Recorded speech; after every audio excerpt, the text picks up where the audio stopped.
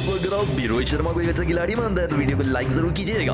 दोस्तों वक्त हो चुका है भारत बनाम बांग्लादेश के तीसरे और इस सीरीज के अंतिम ओडीआई मुकाबले का, जहां दोनों ही टीमें तीसरे ओडीआई मुकाबले के लिए आमने सामने आने वाली हैं और इस सीरीज को समाप्त करने वाली हैं। पिछले मुकाबले के स्टार बल्लेबाज रहे हमारी भारतीय टीम के श्रेयस अय्यर और उनके साथ भारतीय टीम के ऑलराउंडर अक्षर पटेल। दोस्तों इन दोनों की पार्टनरशिप ने पिछले मुकाबले में भारतीय टीम को जीवित रखा था, वरना बांग्लादेश कप का मुकाबला हार जाती। लेकिन इन दोनों के आउट होने के बाद भी भारतीय टीम के कप्तान व हिटमैन रोहित शर्मा की पारी ने पूरी बांग्लादेश को खून के आंसू रुला दिए थे। हालांकि हाथ में चोट लगने के बावजूद भी रोहित शर्मा ने बांग्लादेश के 5 छक्के उड़ाकर रख दिए थे, लेकिन उनकी पारी ज्यादा काम में नहीं आई भारतीय टीम के, जिसके चलते बांग्लादेश की टीम पिछला ओडीआई मुकाबला 5 रनों से जीत गई थी और इस सीरीज को भी 2-0 से जीत गई थी। इसी के साथ 3 ओडीआई मुकाबलों की सीरीज को 2 मुकाबले जीतकर बांग्लादेश जीत गई थी।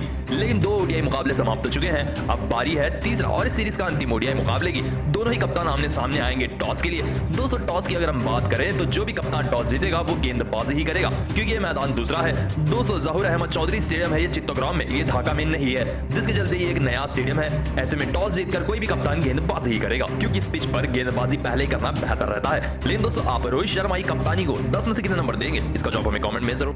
दोस्तों भारतीय टीम की बड़ी गलती भारतीय टीम के ऊपर भारी पड़ी दूसरे ओडीआई मुकाबले में। दोस्तों दूसरे ओडीआई मुकाबले में जब टॉस जीता था बांग्लादेश ने और पहले बल्लेबाजी करने उतरी थी, तभी 60 रन पर 6 बड़े विकेट गिर गए थे बांग्लादेशी टीम के। दोस्तों उसके बाद ऐसा लग रहा था कि लगभग 150 के आसपास ही बांग्लादेश की टीम ऑल आउट हो जाएगी, सभी लोगों का यही मानना था। लेकिन उसके बाद हसन, मेहदी, मिराज और महमदुल्लाह के बीच में हुई बेहतरीन साझेदारी। दोस्तों इस साझेदारी को तोड़ने के लिए भारतीय टीम के गेंदबाजों ने काफी कोशिश की। भारतीय टीम से कुछ गलतियां भी हुई, भारतीय टीम के हाथों से 2 कैच ड्रॉप भी हुए, 1 रनआउट भी मिस हुआ, जिसके चलते मेहदी हसन मिराज ने अपना शतक पूरा किया और महमदुल्लाह ने अपना अर्धशतक पूरा किया। दोस्तों ये तो फील्डिंग में गलतियां हुई भारतीय टीम से, बल्लेबाजी में भी भारतीय टीम की तरफ से धमन हमेशा की तरह खराब बल्लेबाजी कर आउट हुए। कोहली भी विराट कोहली इस मुकाबले में 5 रन बनाकर आउट हुए। सिवाय श्रेयस अय्यर और अक्षर पटेल के कोई भी बल्लेबाज ज्यादा बल्लेबाजी नहीं कर पाया। अंतिम ओवरों में रोहित शर्मा ने अच्छी पारी खेली, लेकिन वो सक्षम नहीं थी, जिसके चलते बांग्लादेश की टीम 5 रनों से मुकाबला हार गई। इसी के साथ अब 2-0 से बांग्लादेश की टीम ये सीरीज भी जीत चुकी है। अब सिर्फ एक ही मुकाबला है, वो कोई भी जीते सीरीज पर फर्क नहीं पड़ता। इसी के साथ बांग्लादेश ने भारतीय टीम के खिलाफ 2016 से लेकर अब तक कोई भी सीरीज नहीं हारी और ये भी सीरीज बांग्लादेश ने जीत ली है। दोस्तों आपको क्या लगता है, क्या भारतीय टीम इस साल T20 वर्ल्ड कप और ओडीआई वर्ल्ड कप जीत पाएगी या नहीं इस टीम के साथ? इसका जवाब हमें कमेंट में एक बार जरूर बताते हुए जाएं। दोस्तों समाप्त हो चुका है भारत बनाम बांग्लादेश का दूसरा ओडीआई मुकाबला। तो आइए आप सभी को बताते हैं इस तूफानी मुकाबले की पूरी हाईलाइट। दोस्तों इस मुकाबले में टॉस जीता बांग्लादेश ने और बल्लेबाजी को चुना था। दोस्तों इस मुकाबले में पहले बल्लेबाजी करते बांग्लादेश की शुरुआत बेहद ही खराब रही थी, लेकिन एक और बार मध्यक्रम में महमदुल्लाह और मेहदी हसन की पार्टनरशिप ने बांग्लादेश को खड़ा कर दिया था इस मुकाबले में। जहां इस मुकाबले में महमदुल्लाह ने 77 रनों की बेहतरीन पारी खेली थी 56 गेंदों में, तो वहीं मेहदी हसन मिराज ने बेहतरीन शतक लगाया था आखिरी गेंद पर और 100 रनों की नाबाद पारी खेली थी 83 गेंदों में, जिसके चलते शुरुआती ओवर में विकेट खोने के बाद भी बांग्लादेश की टीम ने 271 रन लगा दिए थे 7 विकेट के नुकसान पर। भारतीय टीम की गेंदबाजी खराब रही थी इस पार्टनरशिप के चलते। 200 से में टारगेट का पीछा करते भारतीय टीम की शुरुआत बेहद ही खराब रही थी, जहां कोहली 5, धवन 8, वाशिंगटन सुंदर 11 और केएल राहुल 14 रन बनाकर आउट हो गए थे। लेकिन उसके बाद श्रेयस अय्यर और अक्षर पटेल के बीच में एक बेहतरीन साझेदारी हुई, जहां तूफानी बल्लेबाजी करते हुए श्रेयस अय्यर ने अपना तूफानी अर्धशतक लगाया और तूफानी बल्लेबाजी करते हुए अक्षर पटेल ने भी अपना तूफानी अर्धशतक लगाया। लेकिन उसके ठीक बाद 82 रन बनाकर श्रेयस अय्यर 102 गेंदों का सामना करते हुए आउट हुए, तो उनके पीछे ही अक्षर पटेल भी 56 रन बनाकर इस मुकाबले में आउट हुए। दोस्तों कोई भी बड़ा बल्लेबाज भारतीय टीम के पास नहीं था, जिस गलते चोट के चलते जो बाहर गए थे रोहित शर्मा, उनको बल्लेबाजी करने आना पड़ा और वो बल्लेबाजी करने आए भी। दोस्तों आकर इन्होंने अंतिम ओवर में ताबड़तोड़ बल्लेबाजी की।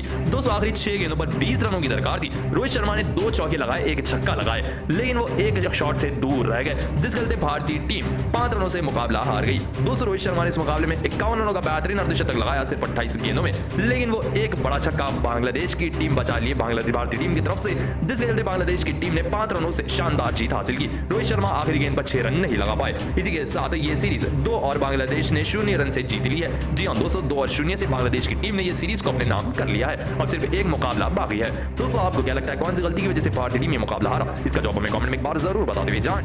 दोस्तों अगर आप रोहित शर्मा को एक अच्छा बल्लेबाज मानते हैं तो इस वीडियो को दिल से लाइक एक बार जरूर करते हुए जाएं। आइए आपको बताते हैं कैसे दूसरे वनडे मुकाबले में भारतीय टीम उतरी बांग्लादेश के 272 रन के लक्ष्य का पीछा करने के लिए। आइए आपको बताते हैं पूरा लाइव मुकाबला। दोस्तों गब्बर धवन और विराट कोहली सलामी बल्लेबाज बनकर आए, क्योंकि फील्डिंग करते वक्त रोहित शर्मा को चोट लगी थी और वो बल्लेबाजी करने नहीं आए। लेकिन आते ही विराट कोहली सलामी बल्लेबाज के रूप में ज्यादा देर टिक नहीं पाए और इस तरीके से अपने ही बल्ले का एज देकर इबादत हुसैन की इनसाइड एज की गेंद पर पूरी तरीके से बोल्ड हो गए। मात्र 5 रन बनाकर 6 गेंदों का सामना करते बेहतरीन बल्लेबाज विराट विराट कोहली आउट हुए। दोस्तों उनके ठीक बाद गब्बर धवन भी वही गलती कर बैठे। बाउंसर गेंद पर अपने बल्ले का इस तरह से एज से बैठे और सामने खड़े मेहंदी हसन ने इस तरह से सामने ही कैच पकड़ ली। धवन भी मात्र 8 रन बनाकर 10 गेंदों का सामना करते अपनी बड़ी विकेट गवा बैठे।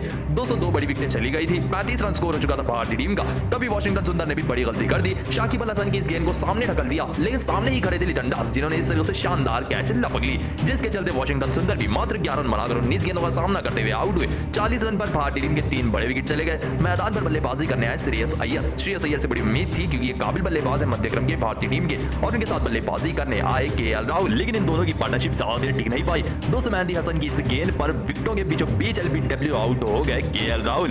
दोस्तों इन्होंने बिना कोई रिव्यू लिए ही पवेलियन का रास्ता चले गए। दोस्तों केएल राहुल 14 रन बनाकर 28 गेंदों का सामना करते अपनी बड़ी विकेट गवा बैठे। दोस्तों लेकिन इसके बाद भी मैदान पर पहाड़ की तरह बल्लेबाजी कर रहे थे श्रेयस अय्यर। दोस्तों श्रेयस अय्यर एक लौते ऐसे बल्लेबाज थे जो अच्छी बल्लेबाजी कर रहे थे और लड़ाई कर रहे थे। देखते ही देखते श्रेयस अय्यर ने 59 गेंदों पर अपना तूफानी अर्धशतक पूरा किया तूफानी मुकाबले में। दोस्तों श्रेयस अय्यर का साथ दे रहे थे अक्षर पटेल। दोस्तों अक्षर पटेल ने भी शानदार साथ दिया श्रेयस अय्यर का। दोनों के बीच में 60 से ज्यादा रनों की साझेदारी हो गई और ऐसा लग रहा था कि ये दोनों ही बल्लेबाज भारतीय टीम की वापसी कराएंगे। दोस्तों केएल राहुल आउट होने के बाद भारतीय टीम की कोई भी विकेट नहीं ले पाई बांग्लादेश की टीम। दोस्तों श्रेयस अय्यर ने इस मुकाबले में एक अच्छी पारी खेली और भारतीय टीम को एक अच्छे टोटल तक पहुंचाया। अर्धशतक को श्रेयस अय्यर शतक में नहीं बदल पाए।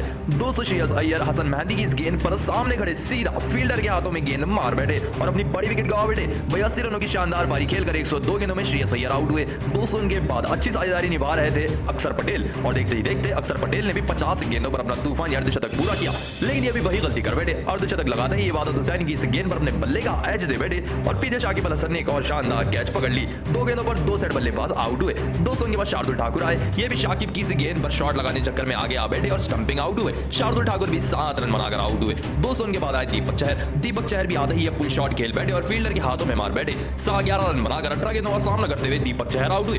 200 चोटिल रोहित शर्मा को बल्लेबाजी करने आना पड़ा क्योंकि कोई बल्लेबाज नहीं था। 218 गेंदों पर 40 रनों की दरकार थी और अकेली लड़ाई लड़ने आए रोहित शर्मा, लेकिन जब तक रोहित शर्मा बल्लेबाजी करने आए तब तक काफी ज्यादा देर हो चुकी थी और भारतीय टीम के हाथों से मुकाबला निकल चुका था। दोस्तों आपको क्या लगता है, क्या भारतीय टीम इस साल T20 वर्ल्ड कप जीत पाएगी या नहीं? इसका जवाब हमें कमेंट में एक बार जरूर बताते हुए जाएं। दोस्तों अगर आप भी भारतीय टीम को एक अच्छी टीम मानते हैं तो वीडियो को लाइक जरूर कीजिएगा। दोस्तों समाप्त हो चुका है भारत बनाम बांग्लादेश का दूसरा ओडीआई मुकाबला और दूसरे ओडीआई मुकाबले के आखिरी ओवर में काफी ज्यादा रोमांच देखने को मिला, जहां आखिरी ओवर में बल्लेबाज से रोहित शर्मा और गेंदबाजी कर रही थी बांग्लादेश की टीम। दोस्तों रोहित शर्मा शुरुआत में इंजर्ड हो गए थे इस मुकाबले में, इसके लिए उन्होंने लास्ट में बल्लेबाजी की। दोस्तों आखिरी ओवर में भारतीय टीम को जीत के लिए 6 गेंदों पर 20 रनों की दरकार थी। रोहित शर्मा स्ट्राइक पर थे, गेंदबाज से मुस्तफिजुर रहमान और सिर्फ एक ही विकेट भारतीय टीम के पास थी। दोस्तों पहली गेंद की बात करें तो पहली गेंद जैसे ही मुस्तफिजुर रहमान ने रोहित शर्मा को रखी तो रोहित शर्मा इसे शॉट खेलने के चक्कर में मिस कर बैठे और पहली गेंद डॉट हुई, लेकिन उसकी अगली ही गेंद पर रोहित शर्मा ने सामने की तरफ गैप में गेंद को ढकेला, जिसके चलते आ गया बेहतरीन तरीके से एक चौका, जिसके चलते 4 गेंदों पर 16 रनों की दरकार थी। दोस्तों उसकी अगली ही गेंद पर एक और बेहतरीन तरीके से सामने का शॉट खेला रोहित शर्मा ने और ये भी गेंद गई सीधा बाउंड्री के पास चौके के लिए। 2 गेंदों पर 2 चौके आ चुके थे, लेकिन उसकी अगली गेंद वही दिशा में खेलने के चक्कर में मिस कर बैठे रोहित शर्मा, जिसके चलते अब 2 गेंदों पर 12 रनों की दरकार थी रोहित शर्मा को और 2 छक्के चाहिए थे। दोस्तों अगली गेंद पर मुस्तफिजुर रहमान की सामने की तरफ बड़ा शॉट खेला रोहित शर्मा ने और ये गेंद गई सीधा छक्के की ओर और एक गेंद पर 6 रनों की दरकार थी भारतीय टीम को जीत के लिए। जैसे कि आप स्क्रीन पर देख सकते हैं, एक गेंद 6 रन रोहित शर्मा स्ट्राइक पर, आखिरी गेंद जैसे मुस्तफिजुर रहमान ने रखी तो ये गेंद यॉर कर गिर गई और इस गेंद पर कोई रन नहीं आया, जिसके चलते बांग्लादेश की टीम 5 रनों से तूफानी मुकाबला जीत गई। जी हां दोस्तों, सांसें रोकने वाले ओवर में रोहित शर्मा आखिरी गेंद पर छक्का नहीं लगा पाए, जिसके चलते भारतीय टीम ये मुकाबला हार गई 5 विकेटों से और ये सीरीज भी हार गई। दोस्तों रोहित शर्मा इंजर्ड थे, जिसके चलते वो आखिर में बल्लेबाजी करने आए, लेकिन आखिर में बल्लेबाजी करते हुए उन्होंने 56 रनों की पारी खेली इस मुकाबले में बेहतरीन तरीके से। लेकिन दोस्तों आपको क्या लगता है, कौन सी गलती की वजह से भारतीय टीम ये मुकाबला हारा? इसका जवाब हमें कमेंट में जरूर बताइएगा। दोस्तों शुरू हो चुका है भारत बनाम बांग्लादेश का दूसरा ओडीआई मुकाबला ढाका के मैदान पर। दोस्तों दोनों ही कप्तान आमने सामने आए, रोहित शर्मा और लिटन दास, लेकिन इस बार बांग्लादेश ने टॉस जीता और टॉस जीतते ही सबसे पहले बल्लेबाजी करने का फैसला किया। दोस्तों लिटन दास और अमानुल हक सलामी बल्लेबाज बनकर आए, लेकिन दोनों के बीच में शुरुआत फिर से खराब रही। सिराज ने आते ही इस तरह से एलबीडब्ल्यू आउट करा दिया अमानुल को। दोस्तों इन्होंने रिव्यू लिया, लेकिन रिव्यू में भी गेंद सीधा स्टंप्स पर लग रही थी और ये रिव्यू से भी बच नहीं पाए। दोस्तों अमानुल हक मात्र 11 रन बनाकर 9 गेंदों का सामना करते आउट हुए। दोस्तों इनके बाद बल्लेबाजी कर रहे थे लिटन दास और शांटो, लेकिन उसके ठीक बाद इस तरीके से हो गए बोल्ड लिटन दास। मोहम्मद सिराज की गेंद पर 7 रन बनाकर लिटन दास कप्तान बांग्लादेश के 7 रन बनाकर सिराज के हाथों आउट हुए। दोनों ही सलामी बल्लेबाज पवेलियन में थे, उतने में ही उमरान मलिक ने इस तरीके से क्लीन बोल्ड कर रख दिया शांतो को। 21 रन बनाकर उमरान मलिक के शिकार हुए शांतो 35 गेंदों का सामना करते हुए। दोस्तों शांतो तीसरे नंबर के बल्लेबाज से और तीनों ही बल्लेबाज पवेलियन में चले गए। दोस्तों उनके बाद आए शाकिब, लेकिन ये भी वॉशिंगटन सुंदर की इस गेंद को पढ़ नहीं पाए, बल्ले का ऐसे बैठे पीछे गब्बर शिखर धवन ने शानदार कैच लपक ली। सबसे बड़ी विकेट मिली भारतीय टीम को शाकिब की, 8 रन रन बनाकर 20 गेंदों का सामना करते साकिब अल हसन आउट हुए। 200 के बाद आए थे मुशफिक उर रहीम, लेकिन ये भी वही गलती कर बैठे जो गलती शाकिब अल हसन ने की थी। अपने बल्ले का हल्का सा इस तरीके से ऐसे बैठे और एक और बार पीछे खड़े थे फील्डर जिन्होंने शानदार कैच लपक ली, जिस खेलते मुशफिक उर रहीम भी 12 रन बनाकर 24 गेंदों का सामना करते आउट हुए। 200 के बाद आए थे आफिफ हुसैन, लेकिन आते ही ये भी इस तरीके से वॉशिंगटन सुंदर की गेंद पर 0 रन पर बोल्ड